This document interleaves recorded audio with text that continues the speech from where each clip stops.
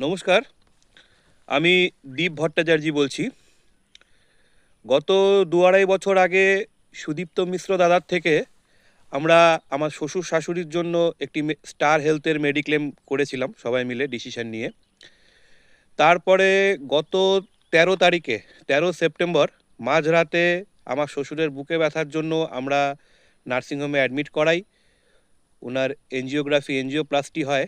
যখন বিল দেওয়ার ব্যাপার আসে, টিপিএতে আমরা কাগজপত্র জমা দিই স্টারের, তখন আমরা সত্যি কথা বলতে একটু অনিশ্চয়তার মধ্যে ছিলাম যে কি হবে না হবে, কতটা বিল কিভাবে সেটেল হবে না হবে।